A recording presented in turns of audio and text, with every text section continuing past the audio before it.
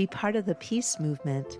Share this episode using hashtag the Great Disarmament and download the free peace resource guide at aviskalfsbeck.com/peace guide.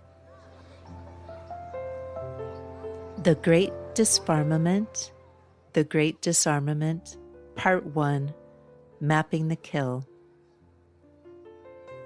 What if I told you that the Great Disarmament has already begun? Not as a slogan or a policy or a dream, but as something quiet and ongoing, something most people haven't noticed, and yet something real. Hi, I'm Avis Kalfsbeck, author, podcast host, and peace storyteller. This is The Great Disfarmament, The Great Disarmament, a special series from Pieces Here. Over the next 14 episodes, we'll trace two histories, war and agriculture, side by side. We'll look at how they were industrialized, monetized, and weaponized, and we'll ask, if they were built this way, can they be unbuilt? This first episode sets the stage, not just for the weapons we made, but for the world they shaped. Because before we can see disarmament clearly, we need to understand what exactly was armed. Setting the stage. For most of human history, farming and war were seen as opposites. One destroys, one feeds. But in the last century, their paths have intertwined. Many of the technologies and chemicals developed for modern warfare were later adapted for agriculture. After World War I, the same ammonium nitrate used in explosives became the basis for synthetic fertilizers. After World War II, leftover nerve agents were reformulated as pesticides. In each case, the language changed, but the logic remained. Control, eliminate, conquer, kill. The enemy at times became the land itself. And so we plowed deeper, sprayed wider, harvested faster. We poisoned pests, yes, but also pollinators. We increased yields, but also greenhouse gases. We called it progress, but much of what we built resembled war. Rachel Carson saw it coming. In 1962, she published Silent Spring, a book that warned not only of chemical pesticides, but of the mindset behind them. Silent Spring became a catalyst for the modern environmental movement, prompting congressional hearings and the eventual ban of DDT in the United States. Man is a part of nature, she wrote, and his war against nature is inevitably a war against himself. Carson was a marine biologist, a government scientist, and a poetic voice in a time of Cold War anxiety.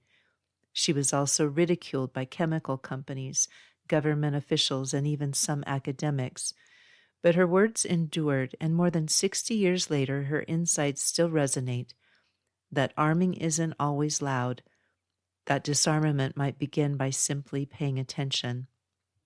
So that's where we begin, with two stories that are really one, the story of how we learned to kill better and the story of how we began to question it. This series follows those threads. In Part 1, The Great Disarmament, we'll explore how agriculture, once a practice of sustenance, was transformed into a machine of domination. In Part 2, The Great Disarmament, we'll follow the people who have resisted that transformation, not through speeches or summit declarations, but those were certainly a part of the process, but through choices to compost, to seed save, to unlearn violence. In each episode, we'll visit a moment in history, meet a voice from that moment, and ask what they were trying to tell us and whether we listened. Because some people have been listening. Teo, no scratching. That's my dog, Teo. Quietly, relentlessly, often at great cost. This podcast is for them and for anyone who wonders whether change, quiet, transformative, collective, is already underway, and maybe for you too. In 1962, a quiet marine biologist turned the page on what we thought we knew about nature and about ourselves. In Silent Spring, Rachel Carson gave the world more than a warning. She gave us a new way to listen. It was a book of facts, but also a book of grief. Carson wove together science and lyricism, painting the earth as a living, breathing system under siege.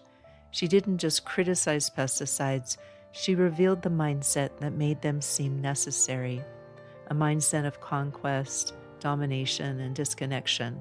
She wrote, "The control of nature is a phrase conceived in arrogance, born of the Neanderthal age of biology and philosophy."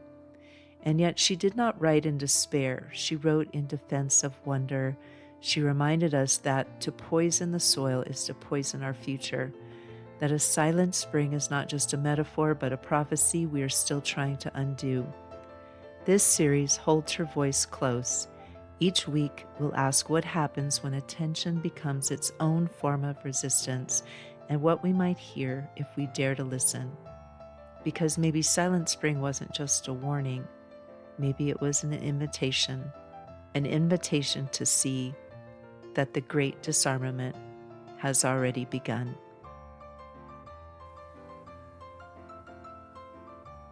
In the next episode, we go back to where it started, clubs and compost, when tools were simple, when death still smelled like dirt, and when life still meant listening.